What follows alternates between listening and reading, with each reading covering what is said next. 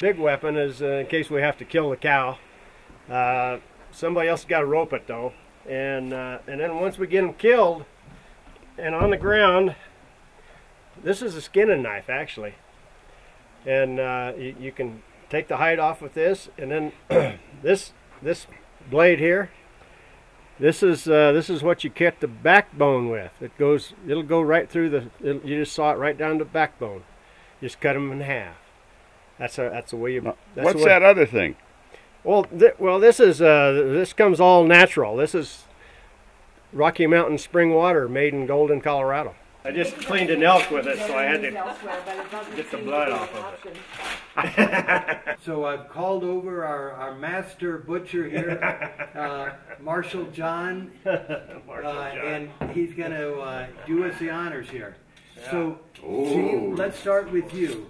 Indicate to him exactly what you would like. Can I ask? Sure, you can ask me. You can ask your question. Would anyone like to split one with me? You're the butcher. So how about the thickness, yeah? I think it ought to be about that thick. Yeah, sure. And then how many steaks we're going to have? We're going to have. That's probably important to know. Pardon? 12. 12. Stand by here. No. No, I was talking to Dave. Here we go. You heard what she said? No? No, put it back there. Put it back. Too much material. There's a lot of material. What? Oh. You go fishing already? I did. Here we go. So point off a piece of meat like he's going to cut. Oh, is that right? Had some right there. Just a second. Look this way. How's that? One like that? You like my meat? So we're going to start cooking this meat like 11. Not to do it for Make sure it's done. Have to borrow your grill. Yeah! Whatever's left, I get some big smoke. Okay, how wide? Huh? No, about that. No, Now here, before you cut, look at this, Okay. All right, you got it? That's perfect. You know, you just got to let John decide. Look up this way, Mr. John.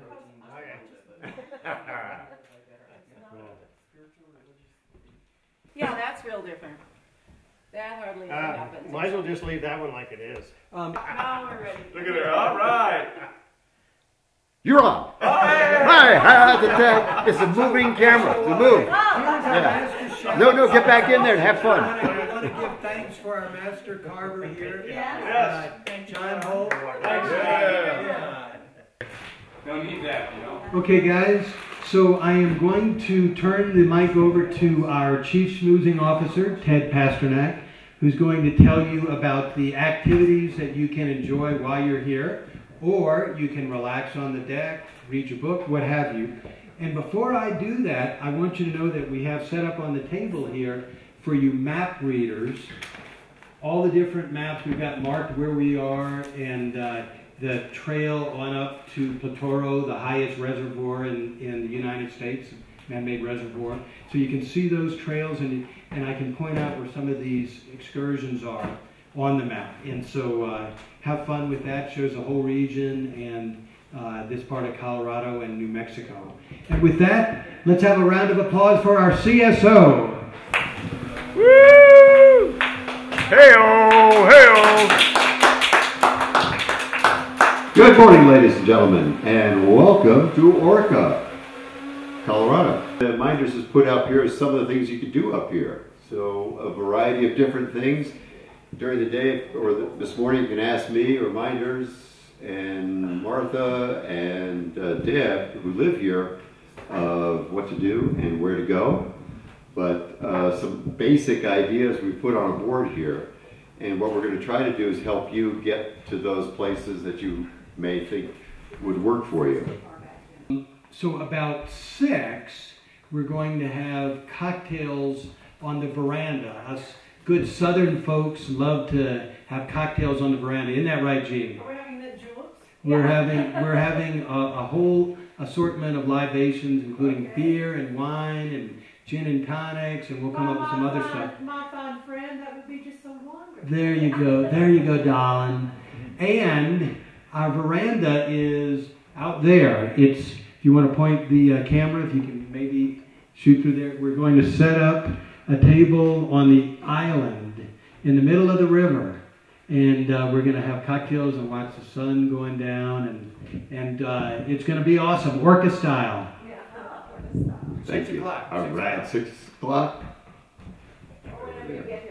All right, well, I guess that's it. Let's have a great day, and we'll see you here this evening. All right. Well, ladies and gentlemen, what we like to do here at Camp Orca,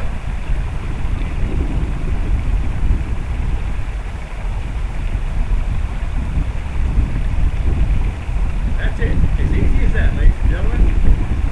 And you're fishing. Yep. Broncos. Oh, beautiful. Fishing. Okay, so what I want to do first is I'm going to teach it in 2 stages. One is setting up the equipment, you know, to be ready to fish. And second is we'll get out in the water and we'll practice a casting. Okay, and I'm a big believer in the 20-80 rule. Let's learn 20% of the things that create 80% of the results. And there's a bunch of knots. I use 2, you know, because they work. And so anyway, so the first thing is we want to put the reel on the rod in the right way. And you're right-handed, right? Mm-hmm. Okay, so what you do is there's a little groove under here that this will slip into, and then you take this guy, all right, and you flip that on nice and tight, and then you tighten it up. Okay, but here's the key. This is the key that can screw you up. Have the tension rod on the outside, okay, and the turn-in on the inside, okay? For right-handed. Well, yes, this is for right-handed. Okay. Okay, that's how that works. Okay, so then the next thing is essential piece of gear. You got your sunglasses and your little magnifiers if you're getting up there like we are. And so here's what I do. I pull out some line. I release the tension on here somewhat. Pull out enough line to do the trick, and then with that, the way you feed it in is curl it over on the line part, because it'll be real, you know, quick once you get it going. Okay, bingo. So now we pull the line through, and we'll lay this guy down and do our magic. All right, now here's the neat thing, okay? There's 2 ways to put on the end of your line. This is your line. Mm-hmm. Okay, and the neat thing about fly fishing is this lays in the water, okay? And with the good rod and a longer length rod, it's an extension of your arm, and you can actually feel this as if it were part of your rod. I mean, that's what good equipment does. So you're one with all the way into the water, okay? So in putting your leader, which is that 9-foot thing in a little package, onto there's 2 ways to go. One is, you know, a little pin stick into here, and you know, and then you stick it into the other end, so like a 2-pronged pin into your leader. But the one that you got and that I use always has this setup. One time you make the knot, and then you have a little loop on the end, okay? And so and then the loop on the other one goes in here, and so all you have to do is when that one goes bad, that leader, you cut it off, and you've always got this loop, okay? So I'm going to take a minute and hook up, you know, just a new leader to it. How do you know when that leader goes bad? You know, it gets caught in a tree and gets cut off, and it just, you know, it's because it's too short. You want to have it the length of your rod, at least. Now all we're going to do is we're going to slip this around here, okay, and then we're going to bring this end through the loop. And there you have it. See? Just as simple as that. Yeah. And then when this is no good, cut it, and you got this loop done. See, so that's cool. All right, so now what we're going to do is we're going to put on the fly. And so I got it on my vest here. Okay. So basically, here's the neat thing, is that this time of year, later in the season, you know, water's only like this, lots of bugs are hatching. So what happens is in the life of an insect, there are eggs on the bottom, and those are the larvae or the nymphs, okay? And early in the season, the fish want to be down at the lower level and feed on that kind of stuff. So you are nymph fishing, which are, I'll show you what those look like in a minute.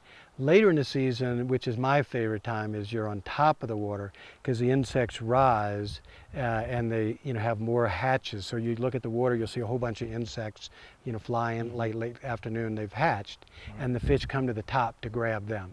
So that's what we want to imitate, and we use flies that are common to the fish in the area because fly fishing is all about catching fish in their natural habitat. All right, so this little tool here, you just press the button and it's got a little hook there. You attach it to that hook and it holds it in place. And then it enables you to twirl. Now what I do is I just hold it, twist it a few times.